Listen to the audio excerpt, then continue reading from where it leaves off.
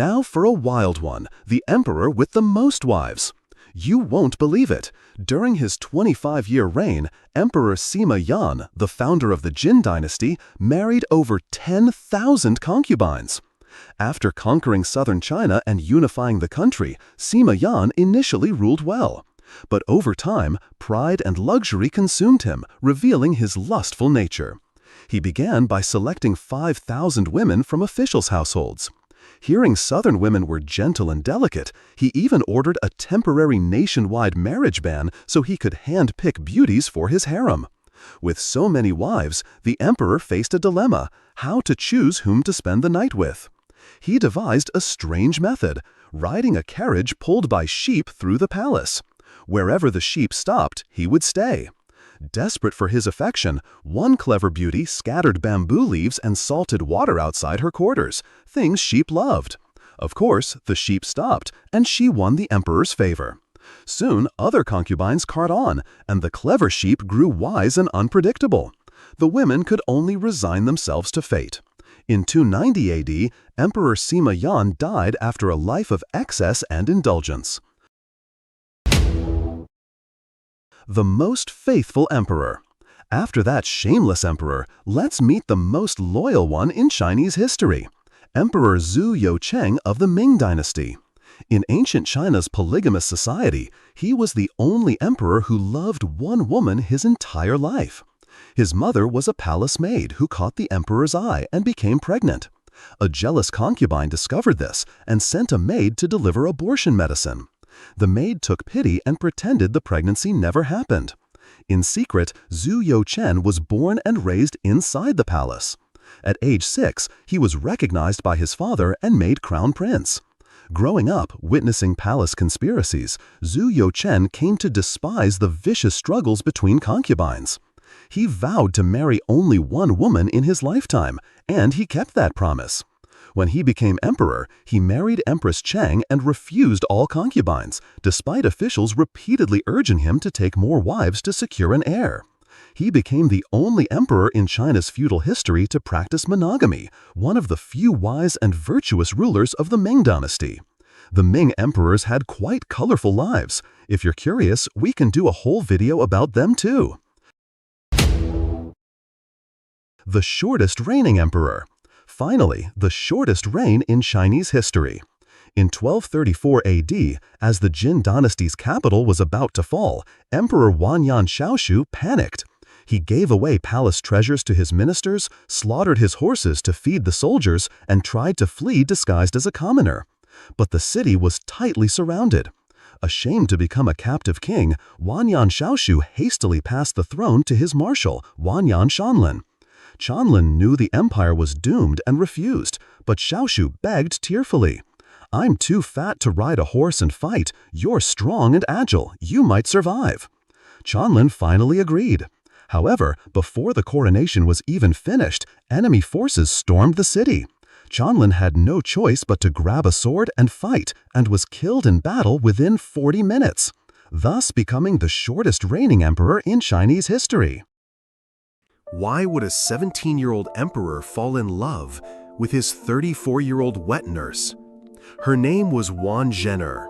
Born an ordinary girl, she was chosen to care for the young crown prince Zhu Jian Shen in a turbulent court. Her gentle care became the only light in his lonely childhood. As the prince grew into a handsome young man, that bond quietly turned into love. On the day he took the throne, he ignored every protest and made her his consort. From wet nurse to imperial noble consort, she ruled the harem, influenced politics, and crushed rivals to keep his love. They lost their only child, yet stayed together for 23 years. On her deathbed, she wept for leaving no heir. The emperor stayed by her for 3 days and followed her 8 months later. Was this forbidden love a tale of devotion or a scandal that defied tradition? Hi everyone, welcome back to a different story. Today, we're diving into one of the most unusual love stories in Chinese history, the romance between Emperor Zhu Jian Shen and his nanny, Lady Wan Zhen'er. The year was 1487, during the Ming dynasty. In January, Lady Wan, then 58 years old, passed away. When Emperor Zhu Jian Shen heard the news, he broke down in tears and cried out, "Without my Zhen I have no will to live." True enough, just a few months later, in August, the grief-stricken emperor died at the young age of 41, following his beloved sister Wan into the afterlife. So who exactly was this woman? Why would a man, an emperor no less, love his wet nurse, who was 17 years older than him, so deeply that he chose death over life without her? Entering the palace. Wan Zhener's father was a minor official. Because a relative committed a crime, he was demoted and sent away to a remote region. Before leaving, he made a decision that would change his daughter's life and his entire family's fate. He asked a fellow townsman to bring little 4-year-old Zhener into the palace as a maid. Inside the palace, young Wan quickly proved herself clever and obedient. She soon caught the attention of Empress Dowager's son, the emperor's mother, and was raised at her side. For years, Wan lived the quiet life of a palace maid until the age of 19, when the dowager assigned her to care for the emperor's 2-year-old son, Crown Prince Zhu Jian Shen. From that moment on, she became the boy's wet nurse. A prince in misery. Now, you might wonder, how could the future emperor fall in love with his nanny? And not even a particularly beautiful one, according to the records. The answer lies in his tragic childhood.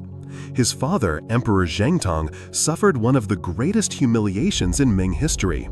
In 1449, he was tricked into a disastrous campaign against the Mongols and was captured alive, the first Chinese emperor ever to be taken prisoner. To keep the dynasty from collapsing, the court, with the support of Empress Dowager's son, passed over the 2-year-old crown prince and instead made Zhengtong's brother the new emperor, known as Emperor Jingtai. The former emperor was demoted to retired emperor and placed under house arrest.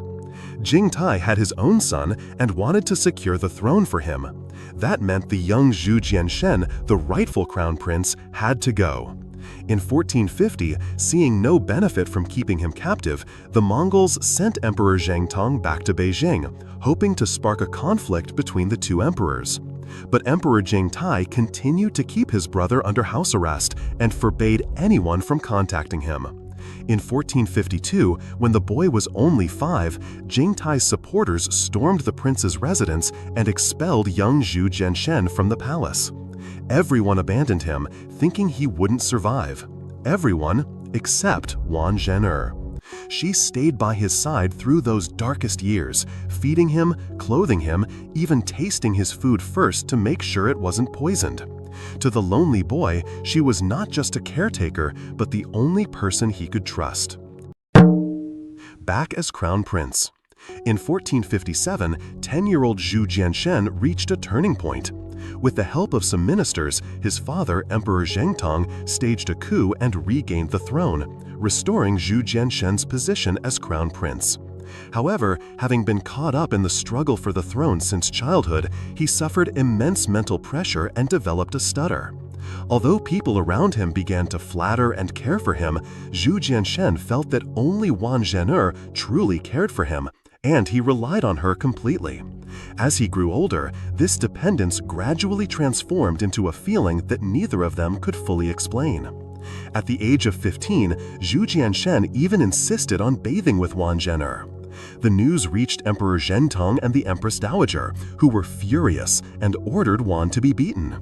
But Zhu Jian Shen refused to allow it, firmly protecting her. Empress Dowager's son regretted having put Wan in charge of the crown prince, but by then, Zhu Jian Shen was securely established, and no one dared to act against Wan under his protection. In the end, the dowager had no choice but to allow their relationship to continue. Emperor and consort. In 1464, Emperor Zhengtong passed away, and 17-year-old Crown Prince Zhu Jian Shen ascended the throne, becoming the 8th emperor of the Ming dynasty. At this point, he no longer wanted to hide his feelings for Wan Zhener, even considering making her empress.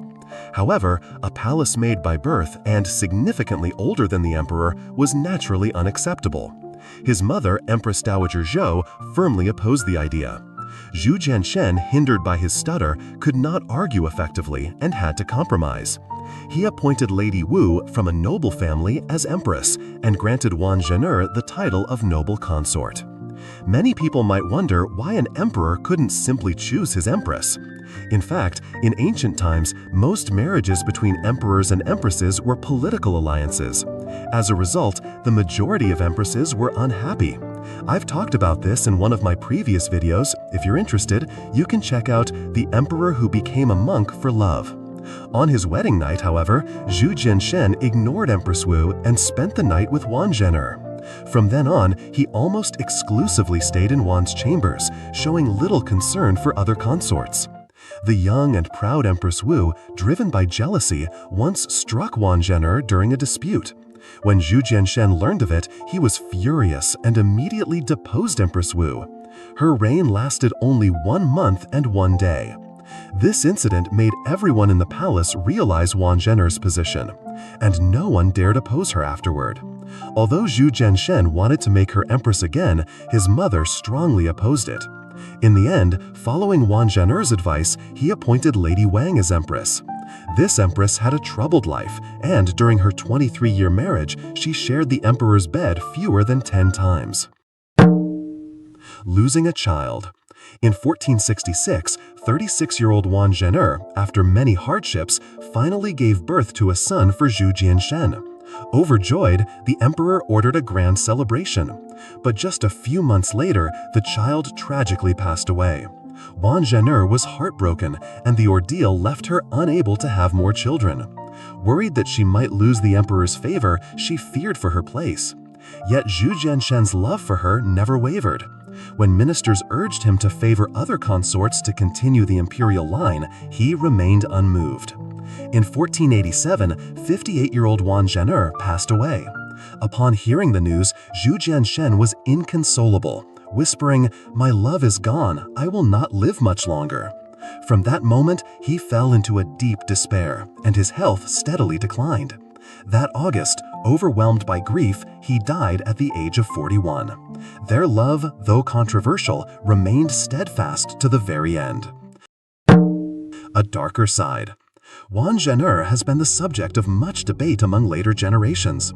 Some accused her of secretly harming imperial children out of fear that other consorts might steal the emperor's favor. The 9th emperor of the Ming dynasty, Zhu Youcheng, provides an example. According to legend, Zhu Jian Shen once showed favor to a palace maid who became pregnant.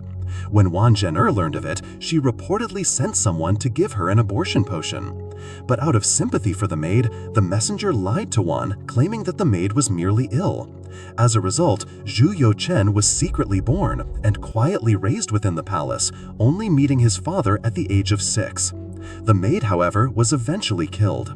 Having witnessed the brutal struggles of the palace firsthand, Zhu Youcheng vowed to marry only one woman for life, and he ultimately remained devoted to his empress until the end.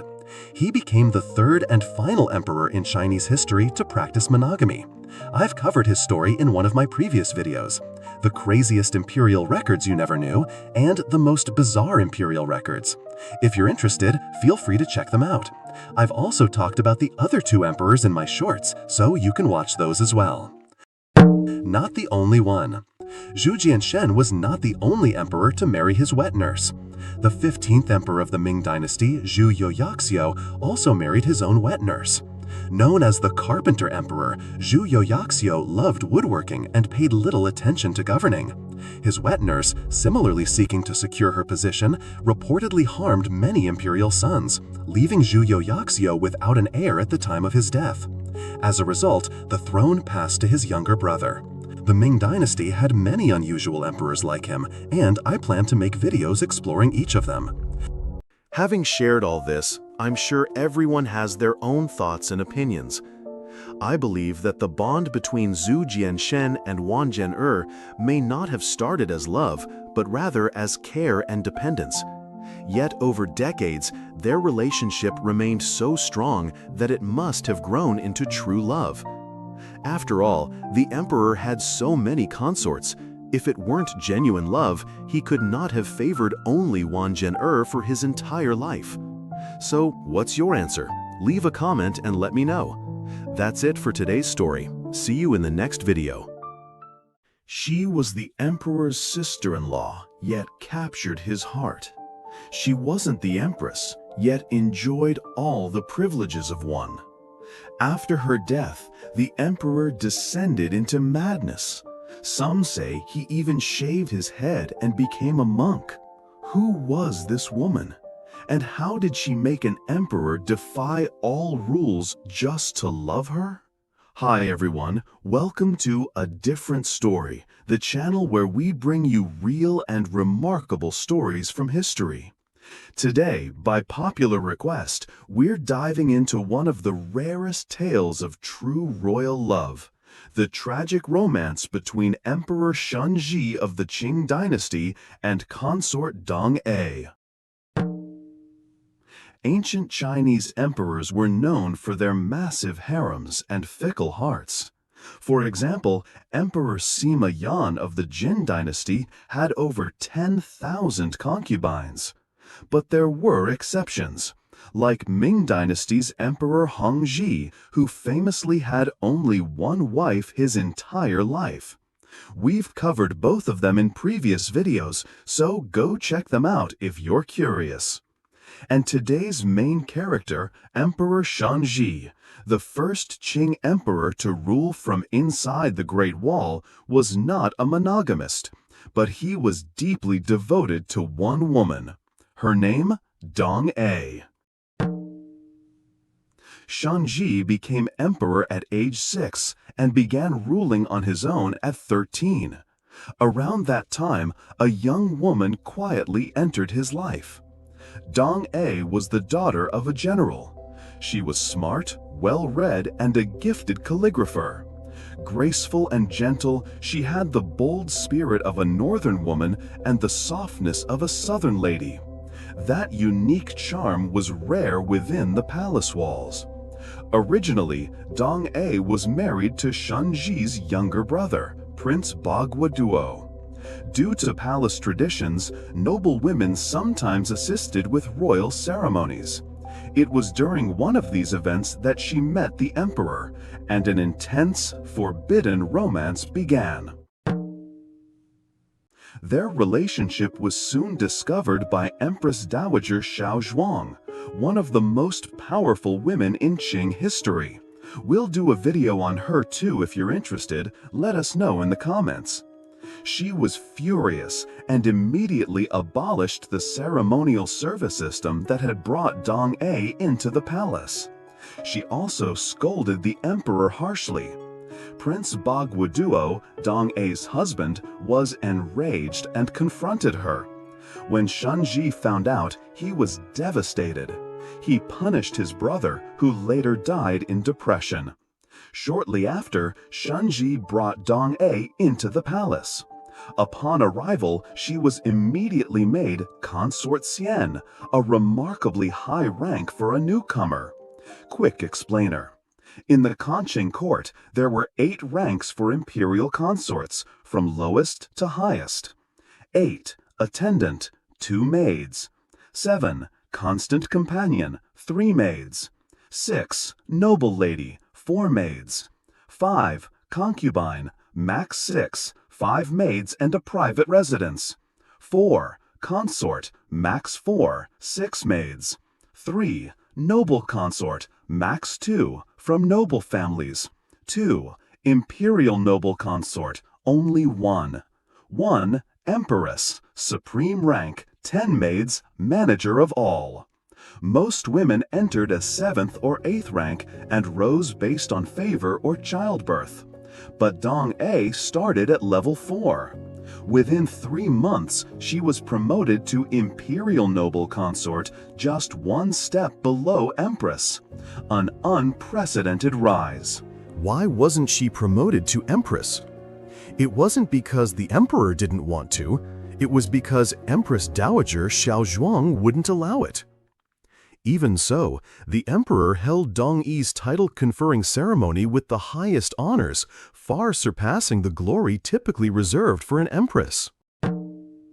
Despite the Emperor's deep love and favoritism, Dong-A never acted arrogant. She was kind to palace staff, respectful to the Empress Dowager, and constantly encouraged the emperor to focus on governance and be fair to other consorts. She understood his exhaustion and his loneliness. Whenever he returned from court, she would welcome him with tea and gentle words. To Shunzhi, she wasn't just a lover, she was his light, his peace. Years later, Dong-A gave birth to a son. Although Shunzhi already had 3 sons, he said, "This is my first real child." But fate was cruel. The boy died after only 104 days. Shunzhi was inconsolable. He broke protocol to posthumously name the child a prince and built a special tomb for him near his own future burial site. Dong-A, heartbroken, couldn't sleep and soon fell ill. Even while sick, she continued caring for Empress Dowager and tried to comfort the grieving emperor. Her selflessness only deepened Shunzhi's love and regret. Dong-A's health declined rapidly. The emperor stayed by her side day and night, but in the end she passed away. Shunzhi was shattered. He gave her a state funeral, something no consort had ever received, and posthumously named her empress. Traditionally, emperors used blue ink only after death, but Shunzhi broke custom and used blue ink to sign official documents for 4 months after her passing. He even expressed the desire to become a monk, only stopped by his mother and court officials. Just 4 months after Dong-A died, Shunzhi himself passed away at age 24. The official cause was smallpox, but many believe he faked his death and became a monk out of heartbreak. His mysterious end remains one of the 3 great mysteries of the Qing palace. The love between Shunzhi and Dong-A has inspired generations of poets, artists, and filmmakers. He broke all palace rules for her. She endured all pain for him. Was it true love, or just the deep loneliness of a ruler finding someone who truly understood him? What do you think? Let us know in the comments, and don't forget to like, share, and subscribe. See you next time on a different story. As everyone knows, ancient China was a polygamous society, especially for emperors, who usually had dozens to tens of thousands of concubines. But could the emperor freely enjoy them whenever he wanted? The answer is no. Not even the emperor himself could decide how much time to spend with his concubines. Why is that? Hi everyone, this is a different story. Today, we reveal the bedtime rules of the Qing dynasty. The secret process of sharing the emperor's bed. In the Qing palace, have sex with emperor has a specific term: share the emperor's bed. Though it sounds simple, there is a whole complicated system behind it, as elaborate as a ceremony. Step 1. Flipping the name tags. With so many concubines, the choice of who would share the emperor's bed was handled by a specific department called the Imperial Bedchamber Office. Shortly after dinner every day, eunuchs from the Imperial Bedchamber Office carried a large silver tray holding more than 10 green name tags and knelt before the emperor, respectfully saying, "Your Majesty, it is time to flip the name tags." The tags are thin bamboo slips, green on one end, with the names of the concubines written on them. Except for concubines who were sick or menstruating, all had to present their tags for the emperor to see and pick freely. If the emperor was in a bad mood or busy with state affairs and wanted to rest, he would dismiss the eunuchs. But if in a good mood, he would pick a tag, flip it over with the backside facing up, which meant he wanted that concubine to share his bed that night. Sometimes the emperor hesitated in choosing among the many concubines, as it was really hard to decide. At such times, eunuchs standing nearby often gave hints, which could even influence the emperor's choice. This is why many concubines dared not easily offend the eunuchs in the imperial bedchamber office. The tags the emperor picked usually represented the few concubines he favored most. Although it appeared that everyone was favored, in reality, only a handful were chosen. Step 2. Bathing and dressing. The chosen concubine would be notified by the eunuchs, and palace maids would begin to prepare. Some arranged the bathwater, some found clean clothes, others styled hair. Everyone had clear roles and worked in order. In the palace, maids prepared bathwater with flower petals sprinkled in the basin, so the concubines would smell pleasant, making the emperor happier. After bathing, dressing, and beautifying themselves, the concubines waited for the eunuchs from the imperial bedchamber office to carry their sedan chairs and escort them to the emperor. After the emperor finished dinner and handled paperwork, around 8 p.m., the concubines were usually ready. At the appointed time, eunuchs came to receive the concubines and brought them to a small room near the emperor's bedchamber to undress. The eunuchs then wrapped the naked concubine fully in a large red silk quilt and carried her to the emperor's bedchamber. This method was said to prevent concubines from concealing knives or other weapons to assassinate the emperor. At this point, the emperor was already lying quietly on his bed. Following protocol, to show respect, the concubine carefully lifted the edge of the quilt at the emperor's feet, slowly crawled from his feet upward, and quietly slipped under the quilt, officially starting the night's company. Step 3. Strict time limit. Outside the room, eunuchs from the imperial bedchamber office kept time in hiding. They watched closely to ensure the emperor did not stay too long, to protect his health and prevent desire from overwhelming him. Usually, the time limit was about as long as an incense stick burned, roughly 20 to 30 minutes. When time was up, the eunuchs shouted, "Time to leave." If the emperor was enjoying himself, he might ignore it and continue. But if the call came 3 times without response, it was considered a violation of palace rules. Then the concubine had to crawl backward out of bed. Eunuchs wrapped her in the quilt and carried her away. Even if the emperor was reluctant, the rules had to be followed. For the concubines summoned to share the emperor's bed, they hurried in and hurried out, barely able to exchange a word, making it hard to develop feelings. If the concubines wanted to gain favor, they had to learn how to make themselves unforgettable in this limited time, so they wouldn't be forgotten and might have a chance to bear imperial heirs and live an honored life. Afterward, the eunuchs who accompanied the emperor would kneel and ask whether the emperor wanted this concubine to conceive. If the emperor said no, the chief eunuch would press a certain acupuncture point on her back, causing the semen to flow out. Of course, this method of contraception was not very effective. If the emperor said yes, the eunuchs would carefully record the date.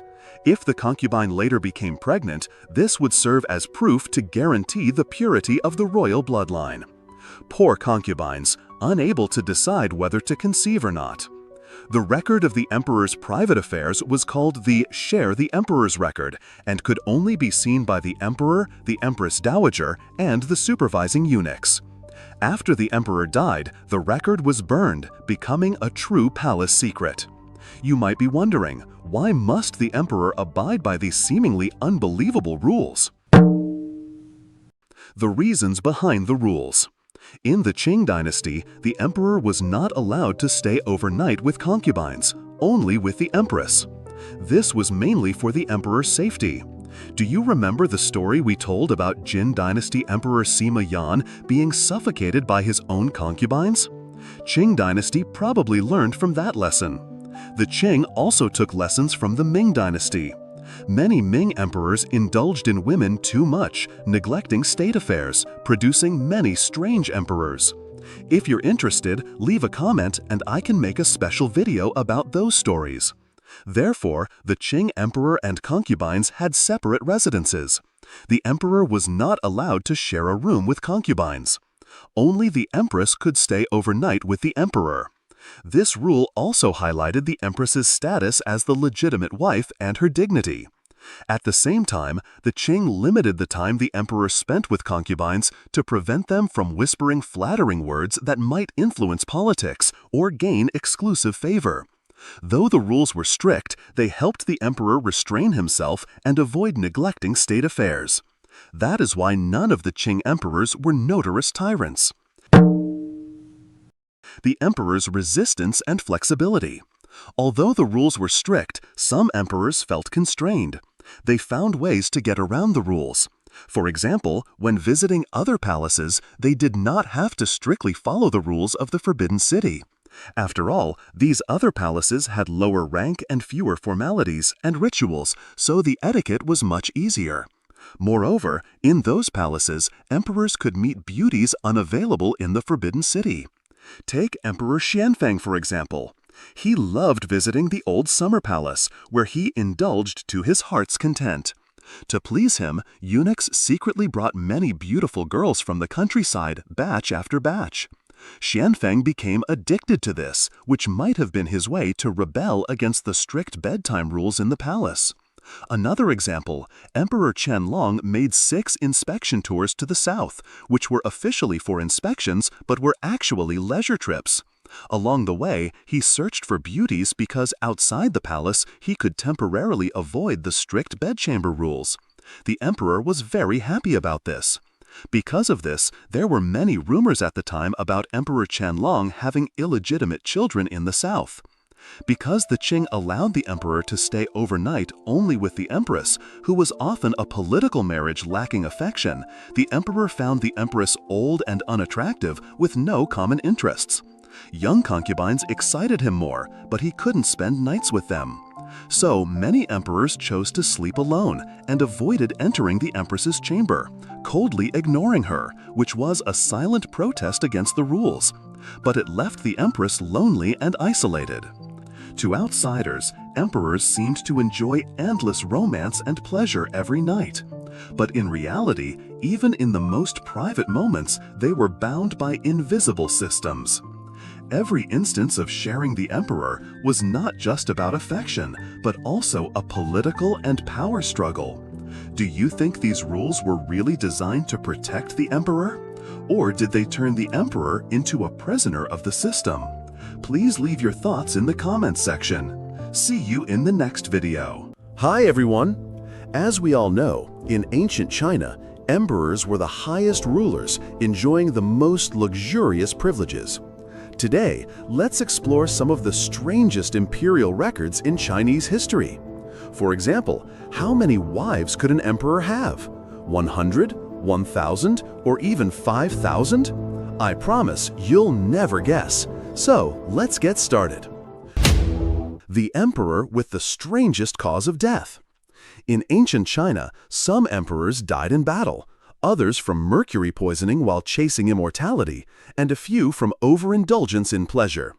But would you believe one emperor actually died from a drunken joke? One night in the year 396 AD, Emperor Sima Yan of the Jin dynasty was drinking and celebrating in the palace with his favorite concubine, Lady Zhang. After getting drunk, half awake, he teasingly told her that she wasn't as beautiful as before and hadn't borne him a son. He joked that he'd depose her tomorrow and find a younger concubine. What was meant to be a drunken jest terrified Lady Zhang. In ancient China, a concubine who lost the emperor's favor would be bullied by everyone in the palace, even eunuchs and maids. Fearing her fate, Lady Zhang made a bold and deadly decision. While the emperor slept, she smothered him to death with a quilt. The next morning, she pretended to discover that the emperor had mysteriously died in his sleep. The youngest emperor in Chinese history. The youngest emperor ever was Lu Long of the Eastern Han Dynasty. His father, Emperor Lu Zhao, lost many of his children at a young age, likely due to genetic issues, though ancient medicine couldn't explain it. Fearing palace conspiracies, Lu Zhao sent newborn Lu Long outside the palace to be raised in secret. When Lu Zhao died unexpectedly, the throne should have gone to Lu Long's elder brother. But the empress, fearing the brothers' poor health, chose to bring the 100-day-old infant back to the palace and make him emperor. So, on February 13, 106 AD, Lu Long became the ruler of an empire at just 100 days old. The empress ruled on his behalf, but tragically, Lu Long died of illness just 8 months later, not even a year old. A truly pitiful little emperor. The longest-lived emperor. Now, from the youngest to the longest-living emperor, Emperor Qianlong, the 6th ruler of the Qing dynasty. During his reign, the Qing Empire reached its peak in power and prosperity. But in his later years, Qianlong grew arrogant, which led to the empire's gradual decline and gave rise to the most corrupt official in Chinese history. If you're interested, leave a comment. We can make a video about this infamous figure too. In 1796, after ruling for 60 years, Qianlong abdicated in favor of his son, the Jacking Emperor. However, he continued to rule behind the scenes as retired emperor. He passed away in 1799 at the age of 89, holding actual power for 63 years, making him both the longest living and longest ruling emperor in Chinese history. The emperor with the most wives. Now for a wild one, the emperor with the most wives. You won't believe it. During his 25-year reign, Emperor Sima Yan, the founder of the Jin dynasty,